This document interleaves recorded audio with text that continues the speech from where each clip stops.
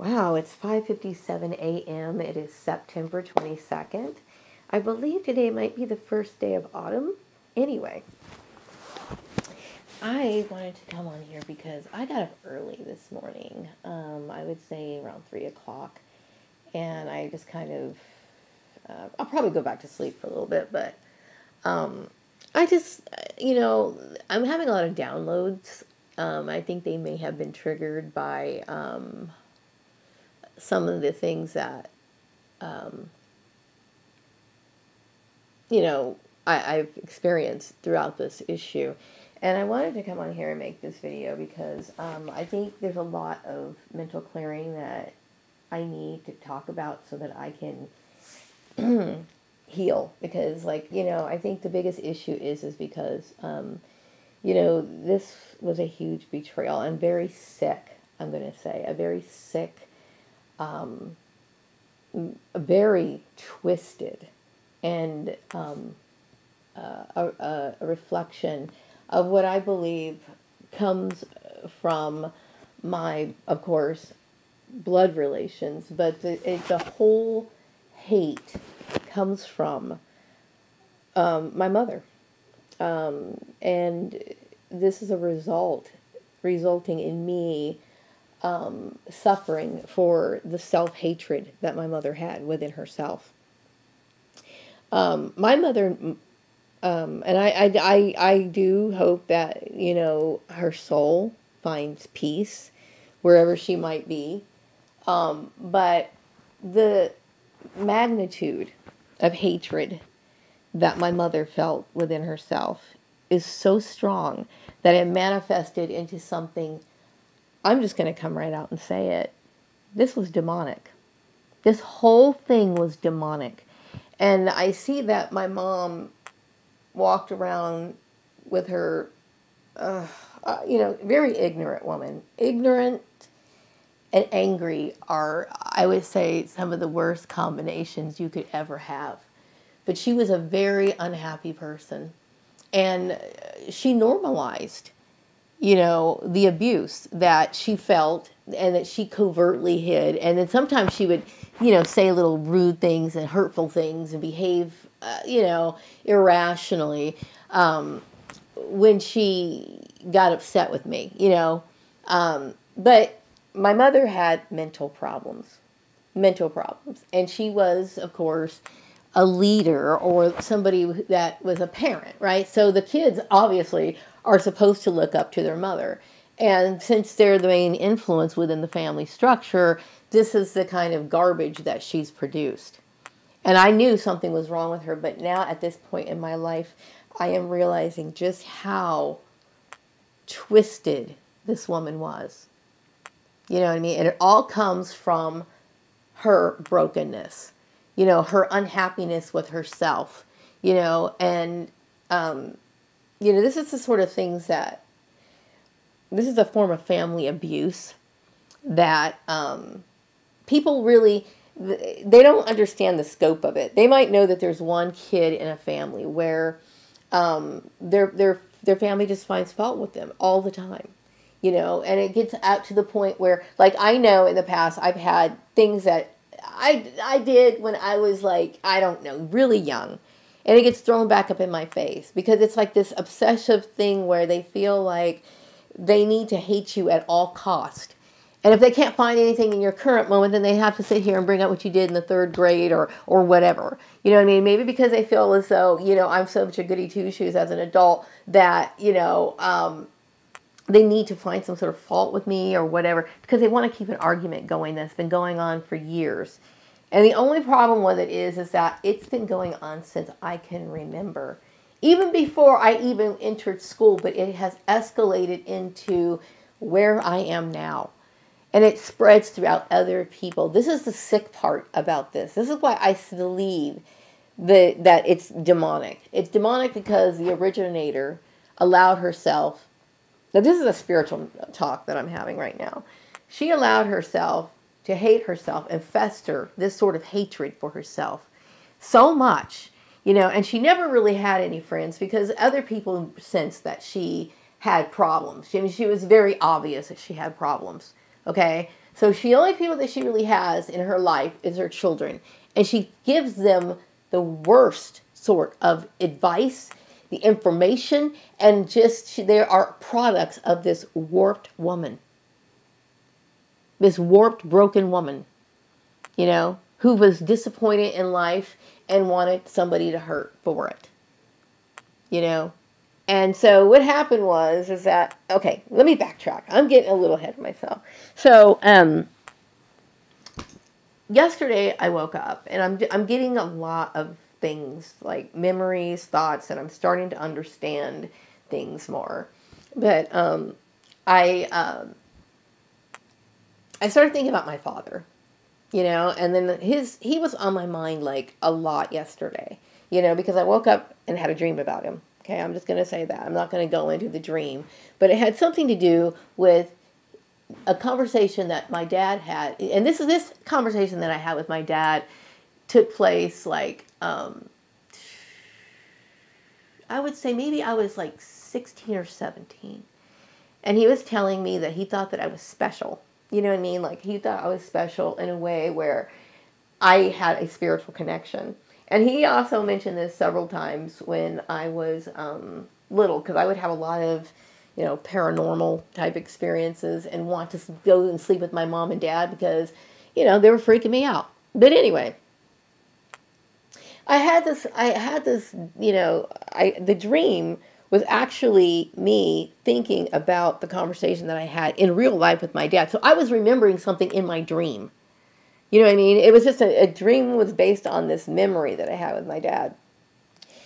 Anyway, so I understand that, you know, my dad may have understood my spiritual calling because my dad himself, in many ways, I can tell because he had, you know, books from Jehovah's Witnesses. He read books from like the Scientology. He was like studied that for a little bit. Because he questioned too. He had questions.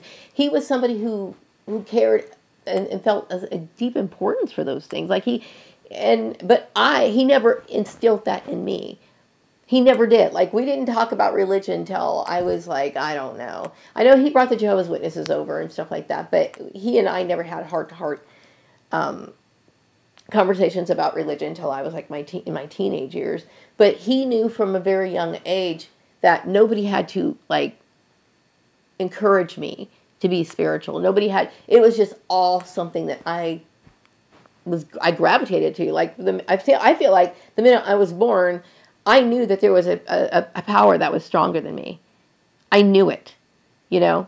Anyway, so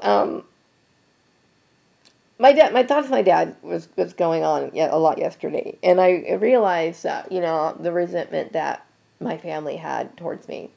And when you are somebody who seeks, like, who's very spiritual, it's like people forget that just because I'm a spiritual person doesn't mean that I do not make mistakes. People think that if you are a spiritual person that I don't know why they think that you are exactly like Jesus Christ. No, I'm not. I don't want people to think that I'm like Jesus Christ. Okay, I'm not. I would never even say such a thing. You know what I mean? Or think that. Like, I'm not something, you know, that's, to me, that's like a form of blasphemy or something along those lines. I would never think that. But I'm a human being, you know what I mean, who has a very strong spiritual pull to me. Anyway, and it's everything to me. Like, it's every fucking thing to me. And yes, I do drop profanity. I do say profanity. That right there tells you, hey, I'm a human being. You know what I mean? I know that people say, well, you do things that are wrong. Yeah, I am a human being. I am a human being. But I do things, if I do things that are wrong as an adult, I do things but the only person who suffers the consequences would be me. I'm not saying that I'm perfect. I am not perfect. You know what I mean? If you're going to look at like profanity from the biblical standpoint or something, I do know, I don't remember which scripture it is, but it does say, do not speak what is profane. Okay, obviously profanity is derived from the word profane. So obviously I don't think that that's a heavenly thing. I do things that are wrong. I am not perfect. Okay, but I do have a spiritual gift and I do have a strong connection to the divine. Okay, but anyway, I'm in here almost 10 minutes and talking. Because I've got a lot on my mind right now. So anyway, let's talk about this. Let's talk about my mother's hatred, how this trickle-down effect, okay? So she creates these monsters, right? And then, of course, these monsters, these, like my siblings, they go out like flying monkeys to everybody that you know, everybody you communicate with, and they poison with their talk, with their influence, whatever. And people think, oh, that's their family. Hey, you know what? I'm going to believe them. I'm going to side with them. You know what I mean? Mind you, these are my family. They have no legal right to say shit about my life. But this is what they feel they have this sense of entitlement of. Because this comes from my mother's warped views, ideas, beliefs, her mental illness, right? So I'm sure when I came here to Bakersfield, this is kind of what happened, because the shit goes back to when I was growing up, okay? So they come in, they bring their nasty influence, okay? Obviously, it spreads around, okay? So we have all these people who are involved with this targeting issue. We have my family, which is associated with Bruce's family, probably thinking that they were, which I believe this is how it is, okay? Because I'm thinking all these people somehow work together, and Karen Johnson has is doing some sort of puppetry among all of these people, these three groups of people. Okay, they're actually they're closely affiliated, but they all have their own little secret agenda type bullshit type things. You know what I mean? They're sick, twisted hatred sort of things. Okay, first of all, any way you look at this situation is like, okay, no matter how I look at this situation, I cannot say or trivialize it in any way. It has caused, this to me is so sick and so disgusting. You know what I mean? Here we got, okay, here's Bruce's family with my family. I'm assuming that this is how it is. And it might not be completely in this order, but this is what I'm feeling. I feel as though my mother felt as though that I was not married to Bruce, because I never married Bruce, okay? But I got pregnant with his child, okay? So she felt maybe her old-fashioned Neanderthal thinking, thought that it would be okay if they kind of merged this marriage type. It's not really a marriage, but, you know, like, well, he's not paying child support. Maybe he helped get me a job or whatever. I'm sorry that he ever fucking goddamn did. Okay? Because as far as I'm concerned, I had no interest in marrying Bruce. I understood what him and his family was. No, I don't want it. I don't want it. Okay? I knew, I was young and very optimistic at the time. You know what I mean? And I felt like, you know, I'm a smart girl, and I knew I was a smart girl, regardless of what everyone else said. Because I knew that I was tired of being in that situation. And everything I fucking ever tried to do failed. Okay? Because I always had these motherfuckers in my shit when they had no right to be. So, we have Bruce's family, and they think that I want to be a part of Jehovah's Witnesses, and then since I don't know what the fuck is, whether he's still married to Sarah or not, I don't give a fuck. Okay? Your actions disgust me. Okay? And then there's this sort of competition type thing with this Joel fam thing, and then this fucking Bruce type thing. People tossing me around like I'm some fucking kind of whore. Fuck you. Yeah, fuck you. I am not a whore. Okay, but if I was a whore, I wouldn't have to justify that to anyone. Okay? Now, yeah, I am pissed off because I just see the bunch of immoral people trying to point the finger at me like I'm the one who's immoral. Okay, when I was young, I made some mistakes, but I don't consider my son a mistake. Okay? When I was younger, I got pregnant. And you know what I did? I went out and tried to do the best I could with those little resources as I had. Okay, I didn't want to be somebody who was on welfare. I know that I got a little bit of assistance when I was younger, but you know what? I'm not ashamed of that. But I always knew that I couldn't do it forever. So I tried to fucking go out and get a job. Okay, I never sat here and begged. I never asked, hey, are you going to pay child support? Bruce flat out said no. He wasn't going to. His family was there. They all witnessed it.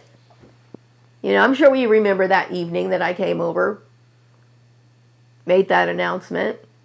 Everybody remembers that. You should remember it. Okay? And I remember his friend was like, man, that's fucked up. Like, even his friend was like, dude, you're not paying attention. Okay, whatever. I don't remember, but whatever the case is, I remember we got engaged, and I gave him this fucking goddamn ring back. Okay, apparently I have always been somebody who takes responsibility, regardless, even though I may have been immature, silly, foolish, did some thoughtless things when I was a kid. Even though that, I always tried to take responsibility for whatever I goddamn did. Okay? I didn't think, okay, well, somebody's going to save me. And if somebody did save me, like if some rich dude pulled up on me and he wanted to marry me at that young age, okay, I realized, okay, by the time I was 30-something, I was like, fuck, men, you got to be careful with them. Okay? Not everybody, you know, most people at that, I'm going to tell you, nobody had that Brady Bunch fucking vision as I got older. Like, everybody to me just seemed like they were in it for themselves. And I fucking get that, okay? It's a dog-eat-dog world. We're all about fucking survival now. And it's always been that fucking way, really, when you look at it. Okay? But I'm somebody who tries to protect themselves from opportunists and abusers, which is exactly what I fell into. Okay, so we have this issue. Okay, I told my husband, my ex-husband, when I first met him, that I was half black and white or whatever, something like that. Okay, and I don't even remember which parent was supposed to be what, according to the story. I just remember making up bullshit from the top of my head when I would meet people. Why? I didn't know. When I was younger, I didn't see any fucking point. Why should I fucking tell you who I am or whatever? And